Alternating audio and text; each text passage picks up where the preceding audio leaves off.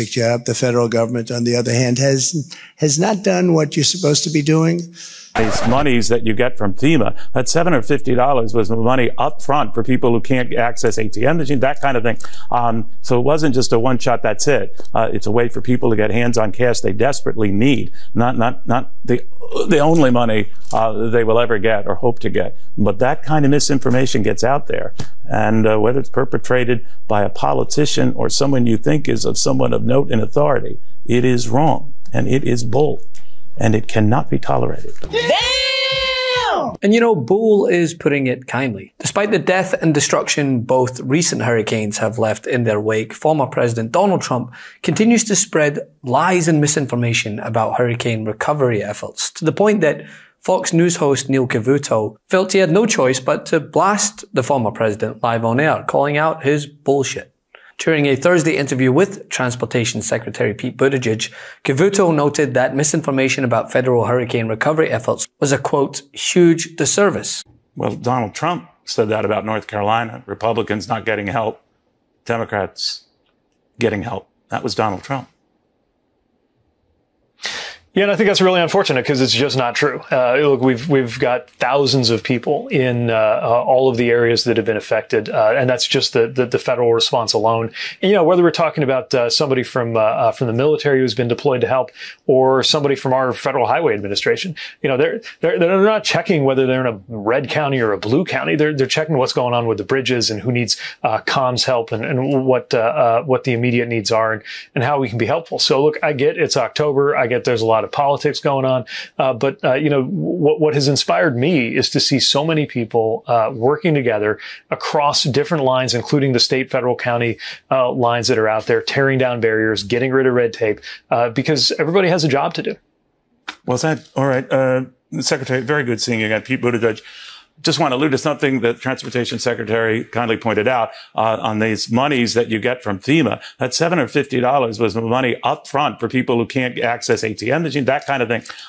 So it wasn't just a one shot, that's it. It's a way for people to get hands on cash they desperately need, not the only money they will ever get or hope to get. But that kind of misinformation gets out there. And whether it's perpetrated by a politician or someone you think is of someone of note and authority, it is wrong and it is bull.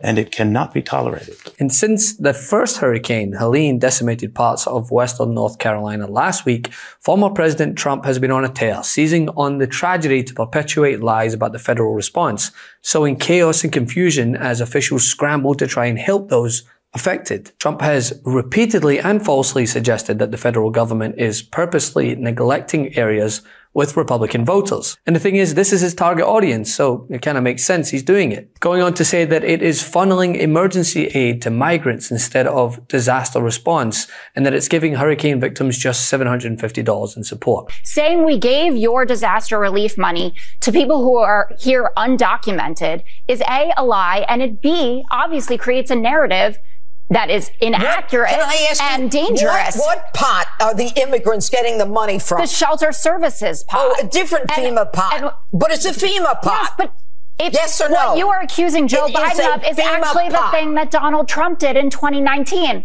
Ooh. That's what happened. He was the one who moved money out of the disaster relief fund. And as we know, none of these claims are true, but federal officials say that Trump's disinformation efforts, which have been condemned by regional Republican leaders, could further harm the relief effort and actually deter people who need aid from trying to pursue it, which has been happening. The governor has been very focused on making sure we have all the things we need from the federal government. Helene, and then now, of course, Milton. So we've been working very closely with our FEMA director, and the governor has not been able, he has not lacked for anything from the federal government. And so as it relates to some of those comments, again, I think we need to focus on recovery, leave our personal feelings about individual candidates, the former president as well. I don't think there needs to be a time to have that sort of rancor. What we need to focus on is getting Floridians the relief that they deserve and that they need right now. Ironically, Donald Trump attempted something very similar to what he falsely now is claiming about them. In 2019, Trump used let me finish. Trump used money from FEMA's disaster fund for migrant programs at the southern border. He told Congress that he was intending at the time in 2019 to shift $271 million from DHS, including $155 million from FEMA's disaster relief fund, to pay for detaining and transporting undocumented immigrants. Less than that was transferred from less than the 150 million was transferred, but money was transferred by Donald Trump in 2019 and the Trump administration from the FEMA disaster relief fund to house migrants. So is he then okay with moving disaster relief funds for dealing with migrants, but now is not? Is that what you're saying?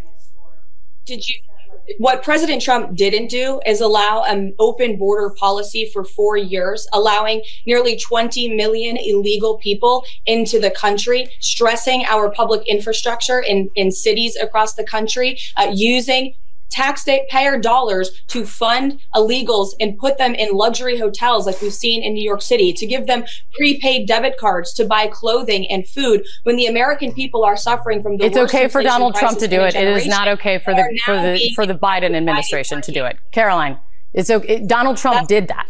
Donald Trump did that in 2019, his administration. I mean, instead of leaders discussing aid distribution and where to find it, disaster recovery officials are spending valuable time fighting lies, including by putting up an agency website to combat them. As Deanne Creswell, the administrator of FEMA, said recently, the degree of disinformation that she's seen is at a point that, quote, she's never seen before. FEMA has been getting bipartisan praise from governors, from senators, from congressmen and women representing these hard-hit areas, Western North Carolina, and now in Florida, for the efforts and the coordination, the support you provided. This, despite some bad faith, malicious efforts by some political leaders to inject conspiracy theories in this. I just want to ask you about one, the $750 that you're offering that goes out to some of the victims in those flood areas, particularly in North Carolina, is being portrayed as throwing crumbs and then walking away from those people. Can you explain what that $750 payment really is? Yeah, thank you for letting me have this opportunity, because we have a series of financial resources that are available to people that have been impacted. And that initial $750 payment is just that. It's an initial payment to help support immediate needs like replacing medicine, replacing food that they lost in their refrigerator. They needed to buy clothes or other essential supplies, just because we know that they have specific needs in those first few hours.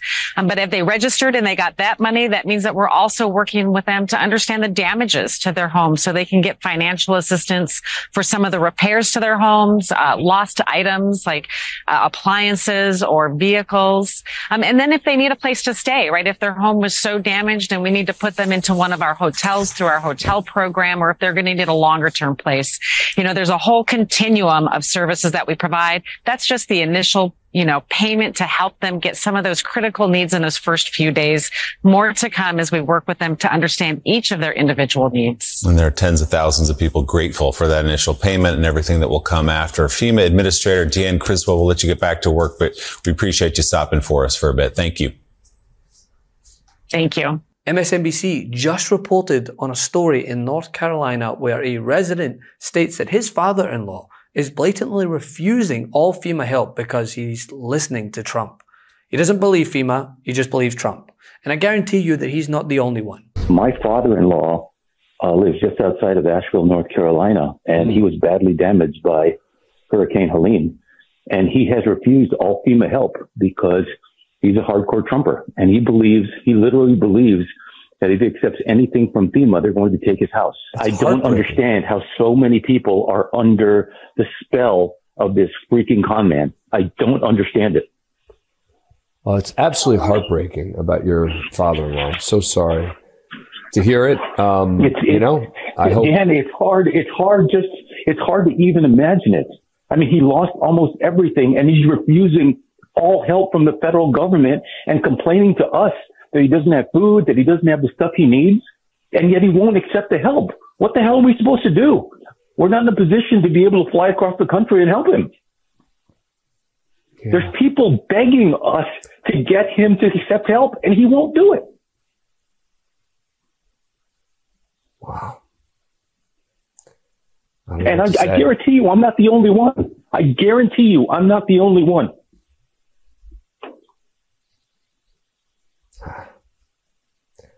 I wish there was something I could say as to, you know, I don't know. Does he have access to any electronics where you could send him some information debunking this, and that he might? We've done all of that. We've done all of that. We've sent him all the FEMA bulletins. We've sent him all the stuff from the fact checkers. He doesn't believe it. He thinks it's all, he just believes Trump. Literally, Dan, it's a cult. He's a cult member. I'm sorry to say it. He's a cult member. And he's my father-in-law, and it sucks. The man is putting Americans at risk, and no wonder Joe Biden is at his limit. But yet, Trump still continues, to the point that even a host on a network that often perpetuates lies and disinformation is at his limit also. Love this video? Make sure you stay up to date on the latest breaking news and all things Meidas by signing up to the MeidasTouch newsletter at MeidasTouch.com/newsletter.